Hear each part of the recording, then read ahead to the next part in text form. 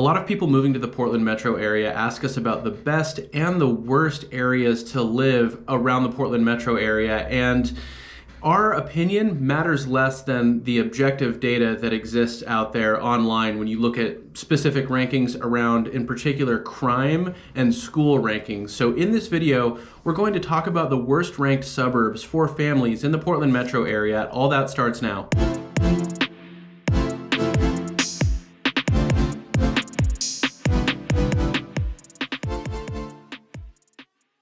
Hey, what's up everybody? This is Paul Clem with the Home Team Brokers coming to you from Portland, Oregon. And in this video, we're going to talk about the worst ranked suburbs in the Portland metro area for families. Again, we're looking at specifically ratings based on crime and school rankings. And these are probably, the two biggest pillars that people look at for where they want to live, in particular if they are planning on raising a family or are moving to the Portland metro area with kids.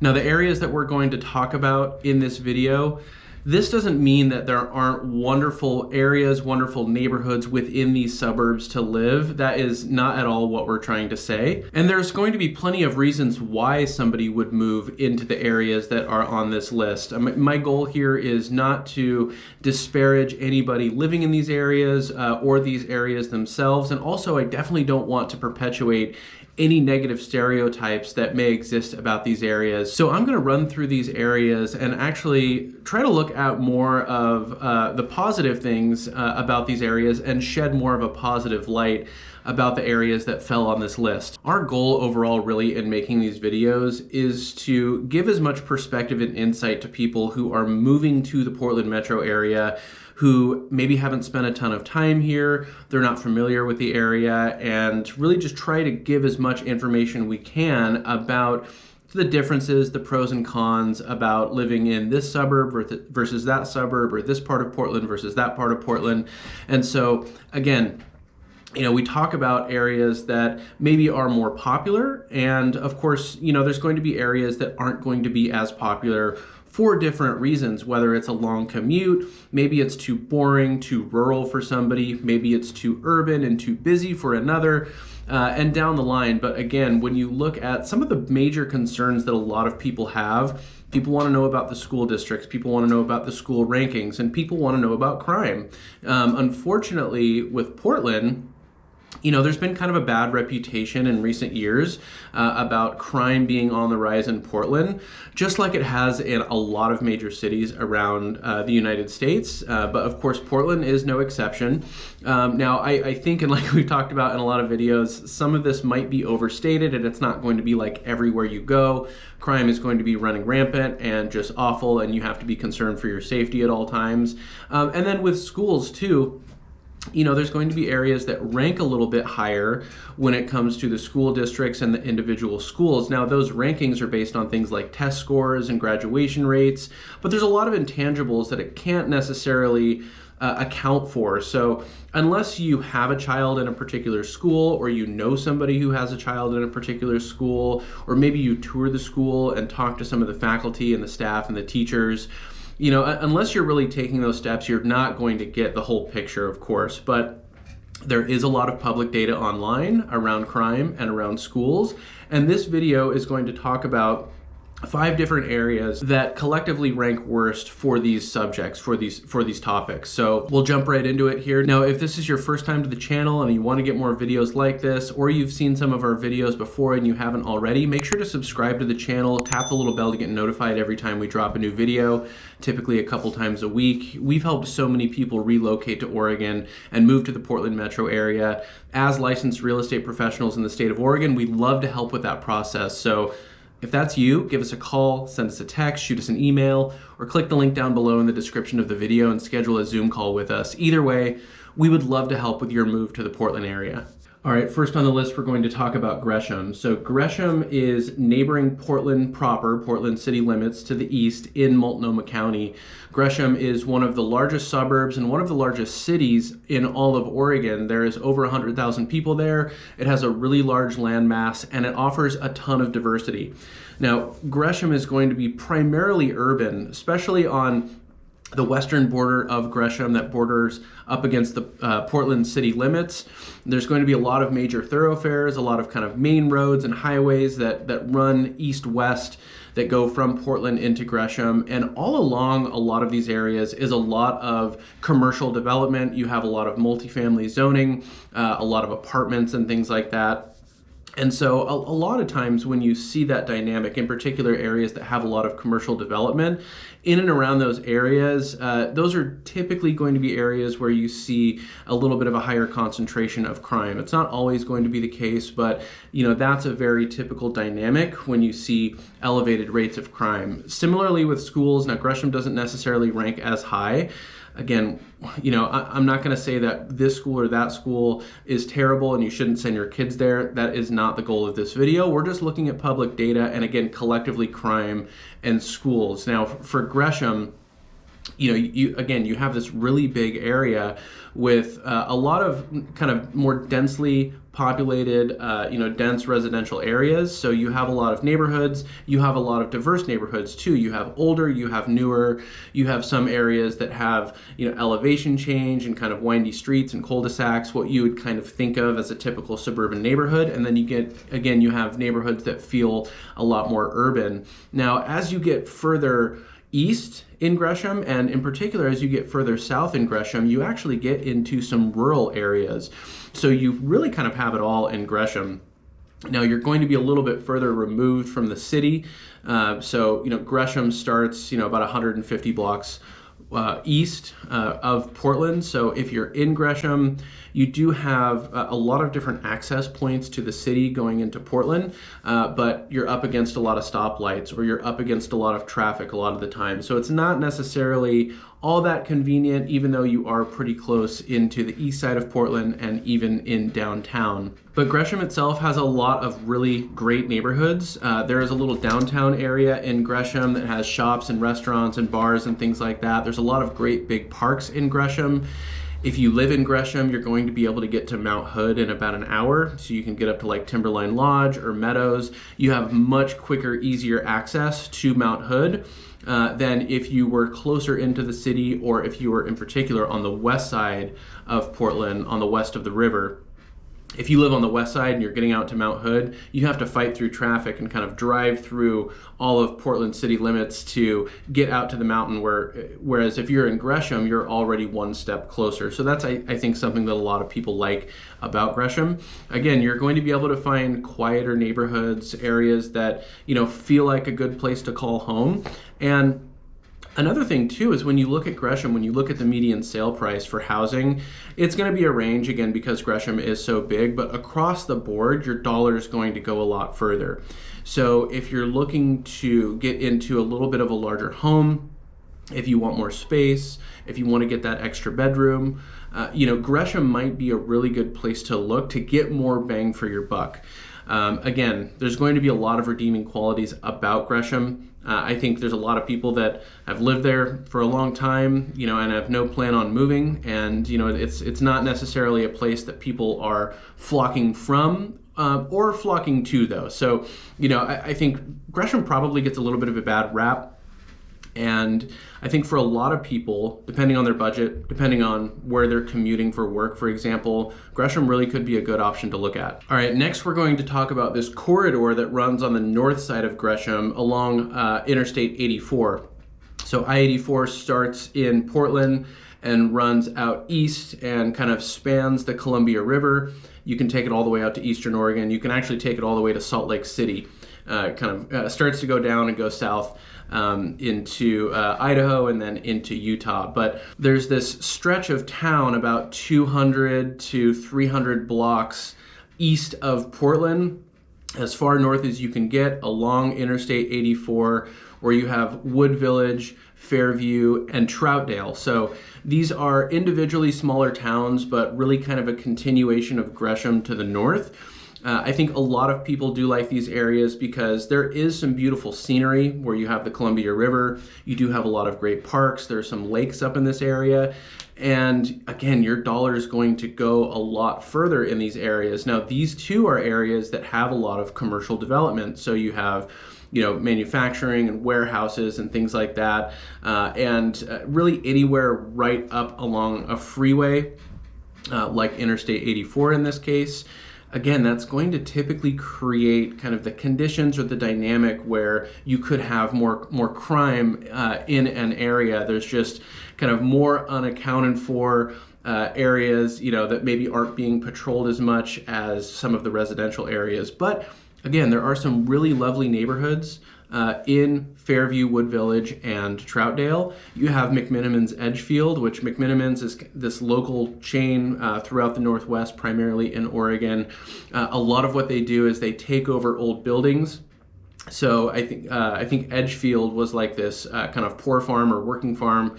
I don't know the PC term for it these days, but there's also like an old prison out there, and they've bought all this land and all the buildings on there, and they've renovated everything to be restaurants and hotels, and there's a spa, there's a little par 3 golf course, kind of little pitch and putt thing, there's a vineyard, and they have concerts every summer. It's a really cool spot to hang out. And if you're living out in this corridor from, again, Fairview, Wood Village, and Troutdale, you're going to be able to get to Edgefield really quickly. That's probably the biggest attraction in the area. But again, if we're just looking at this purely from, the public data and statistics around crime and public schools, these areas don't necessarily rank as high. In fact, they're in that bucket of the bottom 5, hence why they're on this list. All right, next we'll talk about Milwaukie. Milwaukee's a very popular area, very much an up and coming area in the last 20 years. An older area by and large, so a lot of very old development, a lot of 50 to 100 plus year old homes. In Milwaukie, there are some really great, really nice neighborhoods in areas that are actually unincorporated Clackamas County, but they have Milwaukie addresses. Areas like Oak Grove, and then you have areas a little bit further east, out like Thiessen Road, for example, out the Milwaukie Expressway. Milwaukie itself borders southeast Portland, so the north side of Milwaukie is touching southeast Portland. And so a lot of people like Milwaukie because it has quick and easy access up into southeast Portland and really up into all of Portland. You can pretty much get anywhere in Portland within 15 minutes if you're in Milwaukie. That is, with the exception of rush hour and things like that, of course. But a lot of Milwaukie is right there on the river. There's a little downtown area that has really been kind of revitalized and has been growing and continuing to develop over the years, where you have restaurants and bars and shops and things like that. And you're right on the river, where you have a walkway, a pathway where you can walk along the river. It's really nice. It's beautiful. A lot of people like Milwaukie too because, your dollar goes a little bit further than in a lot of areas of Portland or other suburbs around the Portland metro area. So Milwaukie has been an area that's been really popular for real estate investors. A lot of people buy low, fix up a place, remodel it, renovate it, whatever it may be, and then, flip a house. So a lot of what you might find in Milwaukie are homes that have, been bought by investors and then renovated and then put back on the market. You're also going to see a lot of great opportunities for starter homes. So a lot of people move to Milwaukie buying their first home because, again, they can get a little more for their money, or they don't have to pay as much. And you're going to see a lot of like 1,500 square foot, 3-bedroom, kind of that starter home range in Milwaukie, and that's a reason why a lot of people move into the area initially. There are some areas in Milwaukie where you have some commercial zoning, where you have some commercial development. Again, it's kind of a common theme, or thread with a lot of these areas when you look at some of these lower rankings. So there is probably going to be some correlation there. Again, there's really lovely neighborhoods in Milwaukie too. There's really great areas with quiet streets and privacy and peace and quiet. As much as, really anywhere you can definitely find that in Milwaukie. But when you look at Milwaukie as a whole, they're ranking lower on things like crime and schools. Now, one of the best things about Milwaukie too, like we talked about, is that access to Portland. So we were talking about Gresham. We were talking about Troutdale and some of the areas up north where it's going to be a lot harder. It's going to be, it's going to take a lot longer to get into different Portland neighborhoods and into the city, because of traffic and just because you're a lot further. Whereas in Milwaukie, again, you're bordering Portland. It's really kind of an extension of southeast Portland. But there's areas like along 82nd, for example, which will kind of run on the east side of Portland and then run south into Milwaukie, which is kind of a main drag that a lot of people might consider to be a little bit of a rougher stretch, where you see things like graffiti and people pushing shopping carts and things like that, which doesn't inherently in and of itself present a risk. But, if we're looking for signs of, things that could lead to potential concerns around crime, I mean, you will see some of that kind of in and surrounding Milwaukie a little bit. But Milwaukie is an area that a lot of people we've worked with, really like, and a lot of, an area that a lot of people really consider. So again, not to scare anyone away, but when you look at crime, schools, ranks a little bit lower. All right, next on the list is Aloha. So we have to hop over to the west side to look at Aloha, which is primarily sandwiched right in between Beaverton and Hillsborough. On the north side, you have an area called Tannisbourne, which is unincorporated. A lot of shopping and big box stores, and you got your Nordstrom Rack and Old Navy, and you got a big outdoor shopping mall. So Tannisbourne is a really cool area. Just to the south of that, again, in between Hillsborough and Beaverton, you have this area called Aloha, which is primarily considered to be Beaverton by and large. But the further you get out in Aloha, it's going to be a little bit more considered to be Hillsborough. But you have like the same fire district as Beaverton, for example. You're in Beaverton schools, so that's probably the biggest thing that ties it together. And there's a lot of areas in Beaverton that have some of the top ranked schools in the Portland metro area. So Beaverton school district is enormous, and in Aloha, you're in that Beaverton school district, but the schools don't necessarily rank as higher. You get a little bit of a higher ranking when it comes to crime, when you look at crime. And again, Aloha is this kind of flat stretch for the most part, laid out on a grid with major thoroughfares, major roads and highways kind of extending east-west, kind of taking you from Beaverton to Hillsborough or vice versa. So you have a ton of commercial development and a very consistent dynamic, when you look at all of these areas on this list. We've had a lot of people, that have come to Portland to visit, to start looking at areas, to start driving around, which we definitely recommend people do. We can try to give as much information as we can about what an area is like, but until you get eyes on it, right, you're not maybe going to get the entire picture. Our opinion is just that. It's our opinion. We try to be as objective as we can. But a lot of people will say, I was driving from Beaverton to Hillsborough. I noticed when you go through Aloha, there's a little bit of a drop off as far as looking at the things that people would typically consider to be desirable. Again, really trying to tread lightly here. There are some really lovely neighborhoods in Aloha. Again, a similar theme here too. Your dollar is going to go further in Aloha. I would liken Aloha to Milwaukie in a lot of ways as far as what you can get for your dollar, and even just the layout and kind of the overall dynamic. Being in Milwaukie and being in Aloha feels very similar. Now, there is one thing about Aloha. When you get to the south side and you start to get into like Cooper Mountain, Sexton Mountain area, there's going to be some elevation climb. You're going to get into some really nice neighborhoods, even with some like big luxury homes, luxury real estate. So there is quite a contrast, when you climb that elevation to the south in Aloha, as opposed to kind of the primary main area of Aloha, where you have Farmington running through and TV Highway. So these big major roads, it just feels a little bit busier. There's more traffic, it's more dense. And so it's not hard to believe, looking around the area, that crime might be a little bit higher. The schools might not necessarily be ranked as high. And when it comes to Aloha, of course, that is what we find when we look at the numbers. All right, last on this list is a little bit of a head scratcher for me, Oregon City. So Oregon City, by and large, is considered to be a pretty nice area to live with good quality of life. You're a little more removed from the city, kind of on that southeast side of the Portland metro area. It has a little bit of a different dynamic and kind of its own unique character when you look at it compared to other suburbs of the Portland metro area. Being a little more removed, you're right on that urban growth boundary, kind of on the east and on the south side of Oregon City.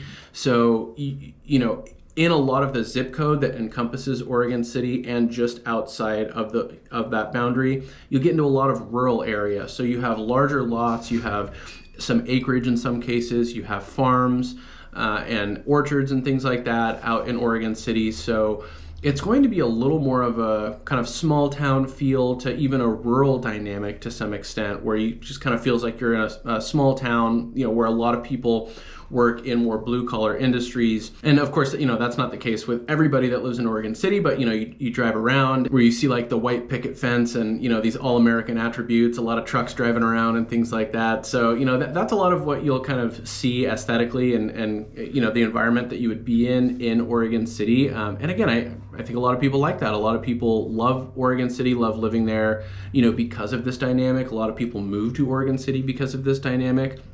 Oregon City also has this great little downtown area that is really kind of turning over and revitalizing, and has had a lot of great restaurants coming in. There's the Oregon City Brewery, there's the food carts there's some nice Portland restaurants that are coming into the downtown area.